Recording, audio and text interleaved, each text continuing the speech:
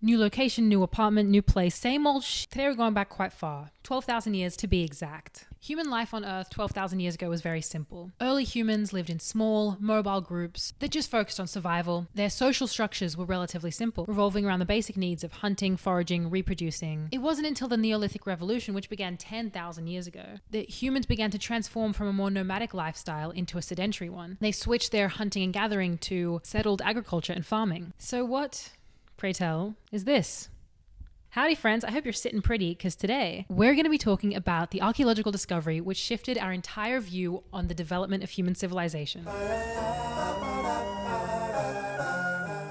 This is Göbekli Tepe, an extraordinary archaeological site located in southeastern Turkey. It's incredible for not only the millennia that it's existed, dating back to around 12,000 years ago, but more so what it means for the archaeological record and how it has completely reframed and reconstructed our entire idea of what brought humans to this level in our evolution. It challenged everything we had known about the development of human civilization. I'm taking you back. It's 1963. British singer-songwriter and record producer Seal is born. It's 31 years before his hauntingly beautiful ballad Kiss from a Rose will hit the ears of the public. An archaeologist from the University of Chicago and Istanbul University conduct a survey of potential archaeological sites in southeastern Turkey. They find this: a burial mound or maybe like a part of a medieval graveyard. Either way, very underwhelming, not what they were looking for. And they left. Empty-handed. Not to think about this sorry excuse for an expedition for many, many years. Flash forward 31 years. It's 1994. Seal's soulful, evocative, major hit Kiss from a Rose is changing the lives of people all around the globe. And German archaeologist Klaus Schmidt decided to re-examine that archaeological site described by the Chicago researchers in 1963. What he found might not have been the most earth-shattering thing to be released to the public that year, but it was a close second. Let's talk about society. One of the most significant and highly regrettable events in the catalogue of human history was the Neolithic or agricultural revolution. Out of all the lithics that we have, Neo is the newest, and it begins at around 10,000 BC. It's given this date because this is when we believe that there was a critical transition which resulted in the birth of agriculture. Agriculture being crops, plants, domesticated animals, farming. Many Homo sapiens at this time went from living in small hunter-gatherer groups to living in bigger farming villages, and from there to technologically sophisticated societies with great temples and towers and kings and buildings and societal constructs, to now, and we have all of this. Wouldn't happen on my watch, I'll tell you that much for free. The Neolithic Revolution in the Near East started in ancient Mesopotamia, between the Tigris and Euphrates River. This is like a really important place for the history of civilization and culture and human society. Just remember it, okay? Most archaeologists believe that this somewhat sudden emergence at civilization at this time was mostly driven by environmental changes. If we place this at around 10,000 years ago, the Earth is gradually warming due to the end of the last glacial maximum. This would have allowed for people to more easily begin cultivating plants and herding animals. I have my own theories about why sedentary culture began to emerge in human societies, which funnily enough I've already talked about.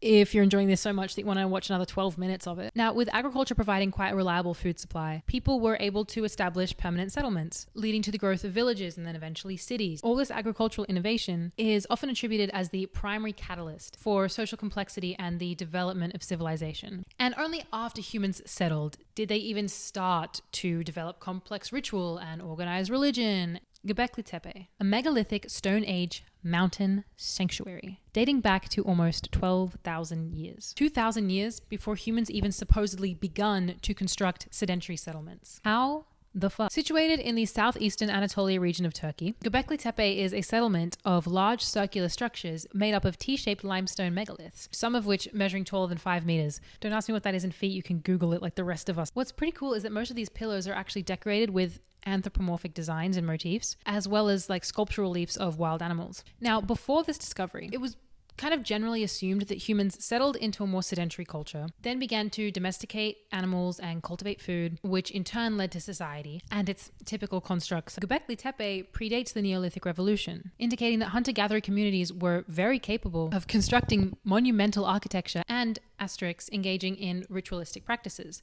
The asterisks assigned to that sentence is perhaps. They were capable of building these immense megalithic structures, but chose to continue a semi-hunter-gatherer, semi-sedentary lifestyle. And they would frequent sites like Göbekli Tepe periodically. Now, this potentially suggests that the desire for spiritual expression, which we'll get into what Göbekli Tepe was and the purposes that it served, but a lot when it was first found was believed to be a ritualistic site. And so the desire for ritualistic expression, and even more so communal identity, may have actually been a driving force towards the move to sedentary culture rather than the other way around. The coordinated effort to build something of this scale necessitated settlement. It did not follow it. This rewrites our entire known history about what drove humans towards society. The architectural features of Göbekli Tepe do demonstrate quite a high level of social organization and cooperation amongst prehistoric people. This is an insanely huge undertaking to undertake, and the construction of the massive T-shaped pillars and intricate carvings required significant resources, planning, and labor, which suggests quite a complex social structure where individuals were able to come together for a common purpose and create something like this, pushing back our assumed knowledge of social hierarchy and social organization by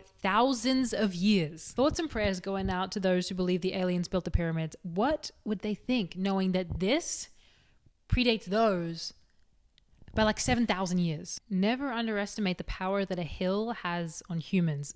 Humans see a hill and they're like, I have to build on that and live there. What was I saying? So what is Göbekli Tepe? The 15-meter high tell, which is like an artificial hill, is covered with ancient domestic structures and other small buildings, quarries and stone-cut cisterns. Okay, let's break it down. The site consists of a number of structures, which have been grouped into A, B, C, D, E, F, and G, for simplicity's sake. They're all built in this circular fashion, and they all contain limestone pillars, many of which are carved with very elaborate animal figure reliefs. Some of the pillars, which is really cool, have an anthropomorphic type structure to them. They appear to have arms and hands, human arms and hands, like this one here, which is potentially clearly in the shape of a human. The pillar is carved into the shape of a human. God knows what that means, but pretty cool, hey? Anyway, this is pillar 43. It's located in enclosure D, and it's one of the most well-known for its seemingly narrative-focused motifs. The whole like western-facing side of this pillar is covered by a variety of motifs. This big vulture with its left wing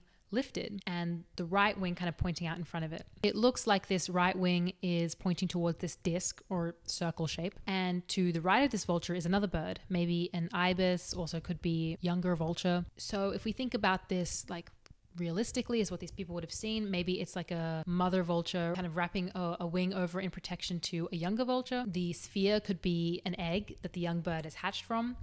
If we want to take a more symbolic look at it, this circular shape could be a depiction of the sun or the moon, and this vulture creature could have some kind of connection to a celestial landscape. I'd like to make it very clear that we don't know the culture that created this place. We don't know the meaning behind these reliefs, but we can choose to see them from a very literal point of view or a more symbolic point of view. To the right of the pillar, above this little scene we get with the two vultures, there are two of these H-shaped symbols, and some more wild birds are depicted. There's also a huge scorpion and the head and neck of another bird.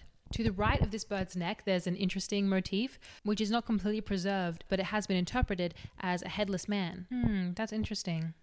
Not that necessarily, but the fact that he doesn't have a head. It has been argued, I'm telling you what's been argued, I'm not arguing it, but it's been argued that the reliefs on this pillar could relate to aspects of an early Neolithic death cult.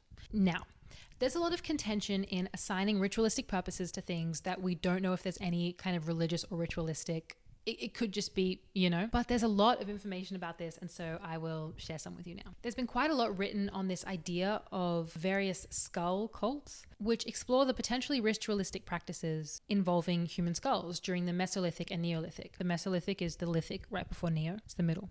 In this area, and in a lot of areas of Europe more broadly, around this time period, there's been evidence for practices like decapitation and sculpting, defleshing, and burial of these human heads. An example I will give you, Lepenski Vir in Serbia, a grave site called Grave 7, in which a human cranium was deposited, along with an oryx skull and a red deer skull with its antlers. It's very clear that the human cranium was purposefully placed at the shoulder of an extended skeleton, suggesting a potential significance to placing it in this way, and with these other skulls. In other cases at the same site, human skulls were found placed near stone-lined hearths with stone slabs set up to mimic the shape of a mandible and a jaw at a hearth, so at like a fireplace where you would have cooked food. The mandibles from the skulls found in these locations are also missing, So even though we have no concrete idea of what this could mean, it was certainly done for a reason. It was purposefully arrayed like this. So potentially there's some symbolism here for feeding or the blessing of food. The research surrounding this discusses the idea that the skulls may have been used to appease ancestors, to bless food. That's a little bit of a stretch in my opinion with the ancestors thing, but it's clear that there's something about food involved in the positioning of these burial sites. This treatment of these skulls could signify an array of different things. Territorial claims, displays of power. They could have just done this because they thought it looked cool, but there's a lot of information regarding this Neolithic skull cult and why they did so many things to these decapitated skulls. So I would encourage further reading, but we're kind of getting off track. With that context, some have posited that this circular motif here in this pillar could be a decapitated head, if we're tying it back to the skull cults, which would contribute to the idea of Göbekli Tepe being this ritual place or sanctuary. Although it's probably likely that this site didn't have a very clear distinction between more domestic activities and ritual activities. There's likely less secularization than there is today in our society between somewhere you went to pray and to perform ritual and somewhere where you just lived your day-to-day life. It's likely that these were kind of more intermixed than they are to us. The lack of trash pits and hearths, is it hearth? As well as the lack of other signals for domestic life, seems to suggest that Göbekli Tepe was most likely not a permanent settlement, but likely one that was built as a combined effort from hunter-gatherer groups who would periodically return there, or at least live there for part of the year and survive off of cultivated cereals and plants, and then still maintain their hunter-gatherer lifestyles for the rest of the time. This site predates the invention of writing, as far as the archaeological record is concerned, by 6,000 years. So it's really a shame that there's no way for us to communicate with the past. We don't have any of their own accounts of why this place was built and what it was used for. What strikes me as most likely is that this was built as a sacred place where hunter-gatherer groups could travel to from across ancient Mesopotamia as a place to feast and rest and maybe partake in ritual. But it was somewhere that would always be there. An oasis in the middle of this vast landscape. A safe place for multiple different groups who all came together to build it in an effort of social cohesion. It's that church again. Wait, can you hear it?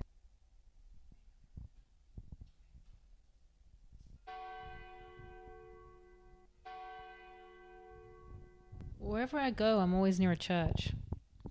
Maybe I should look deep within myself and ask myself why that is. When it was first sort of being brought into the public, Göbekli Tepe was described as the world's oldest temple and the world's oldest sanctuary site. And that's a little bit contentious because we really just don't know what its purpose was. But it's just such an incredible feat of human achievement that 2,000 years before humans were even supposed to be able to begin settling into civilizations and creating small villages, we have this entire megalithic site, which was if this exists, what else exists? What I will say is that Göbekli Tepe was built sort of around the time that the last ice age was coming to an end, which created huge climatic changes for the whole world, really turned everything on its head, and generally an increase in global temperature. And we all know what that means. Rising sea levels. Yeah.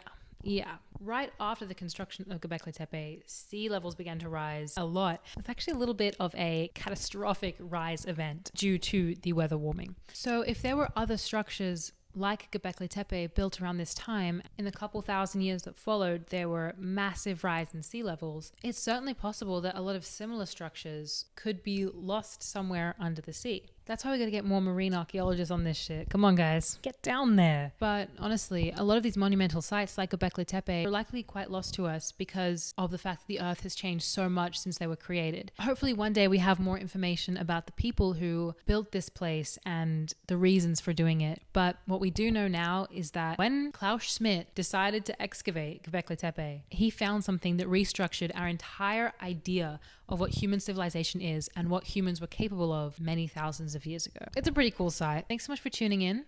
I don't know how to dismiss you guys. Goodbye. Bye.